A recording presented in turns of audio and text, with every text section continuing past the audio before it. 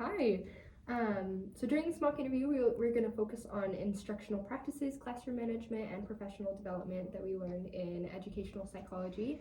Would you mind just taking the next couple minutes and introducing yourself? Yeah, thank you so much. Well, I'm really excited to be here. So, my name is Jessica Wong. So, I'm currently in my third year of elementary school education program in UVU, and I wanted to get into Chinese immersion program, so that's why I'm here.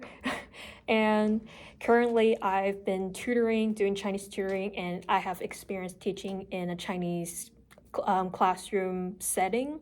So, I believe fostering curiosity and engagement in young learners while they just learning Chinese and enjoying a new language, new culture is a really important and effective thing throughout teaching and what I want to deliver to a classroom.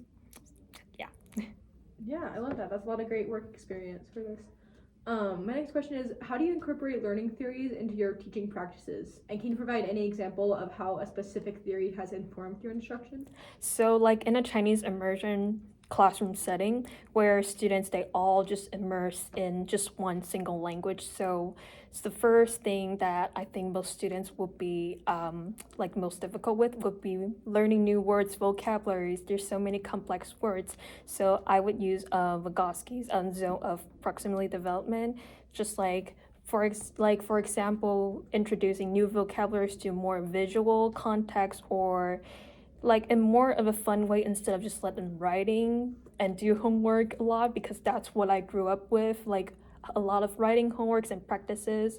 But for them, for those students, they do not live in an environment full of those characters. So like how can a teacher use a fun way to engage them and keep them memorizing is really important. So that's why I think usually the CBD method would be a great way to import this learning. And another one I think I can be able to incorporate is like the Piaget's stage of cognitive development and creating crafts that representing like different Chinese symbols, characters, or just let them in experiencing cultural aspects, let them enjoy the process of learning this new culture, learn this new language.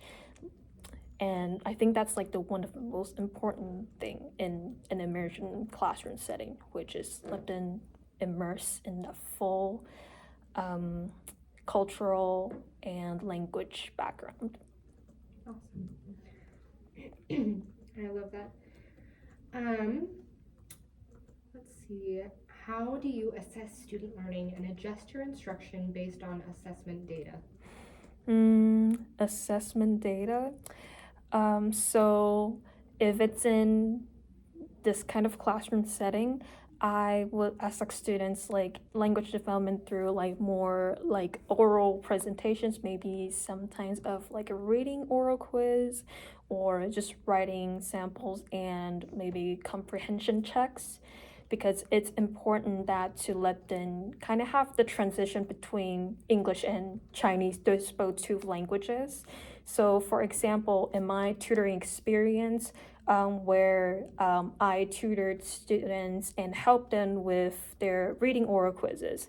And I found that it's really helpful to let them understand and have a better mindset of transiting those two languages like what does this word mean and what is this sentence general meaning is, which is kind of important for like a dual language learner. So if I notice like any common errors such as like difficulties with like tones or sentence structures, I might design a mini lesson or just like write down a feedback sheet for them to like, oh, maybe this area that you can be more focused on, or this particular area you can be more focused on. I know students in elementary school, I'm not so sure if there's a really settled Chinese test for them, but I know there's like an AP Chinese test for them to get into junior high if they want to still continue doing Chinese immersion. So maybe that would be also something that I would be focusing on if they want to get into a more higher level to like having more of the AP test um, setting for them to practice and help them do some like pre-test or like structured test that's similar to an AP test. so they can have like a real time ideal like what they will be have in the future. That's great.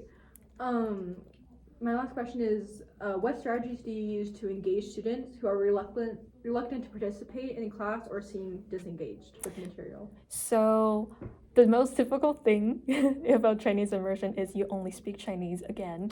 So if I would try to understand every student's like background, like why they want to get into this program, because maybe some of their parents don't even speak this language, and how can I make them feel like, oh, this is not something that's frustrating them. So I would encourage being like activities, for example, like Chinese songs, like those really simple tones of songs like Twinkle Twinkle Little Star in Chinese, like those songs, there are actually, we also have that in our culture as well, or even dances and some games. Like in our kindergarten classroom, I shared with my classmates that I have a popcorn song when I was in kindergarten, and just importing some like really simple sounds, and just let those students found out like, oh, actually those are those lyrics that I sing are Chinese, and I can understand what it's going on, and I found out like, oh, actually I can actually do that and learn this language. So maybe with this kind of strategy, I can interact and learning with the students better. But of course, it kind of just depends on how the classroom like it's set up, because peers can kind of just affect with each other as well. But if that's something that's really like firsthand that I need to solve first, then I will be incorporating like more songs and dance, because while you're listening to those songs, you kind of just memorize those lyrics easily and well.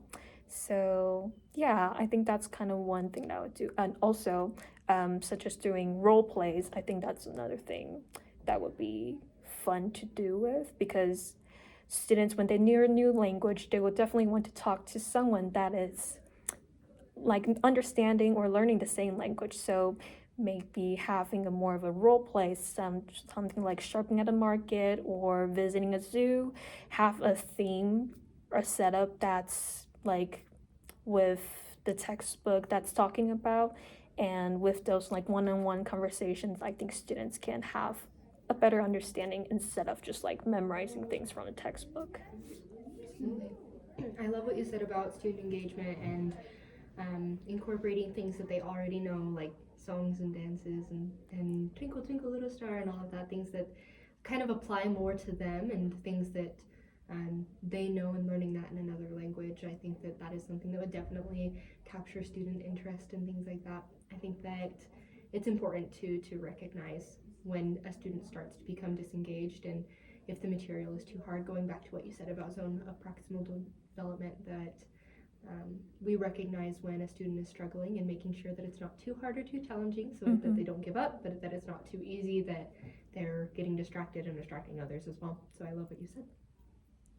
I also love how you said about how relating like the role play scenarios are kind of making them more involved and making it more like involved with each other. I was actually going to say that also can be a great assessment too they could use, and like cooperative learning. And I feel like also because language is so social, that like assessment through two partners having a conversation, seeing if they can understand each other, or giving them a topic to talk about and then having to explain it in Chinese would be a great mode of assessment for these students. And I love how you said how you would review material that they missed and give feedback and make sure that the material is getting understood fully and not just moving past. So last thing, when you said real-time feedback as well, that is so important, especially for kids, and especially when they're learning a new language. Yes. That real-time feedback is very crucial. Yeah. Anyways, thank you so much for your time and your responses. You did amazing. Yeah, thank you guys so much.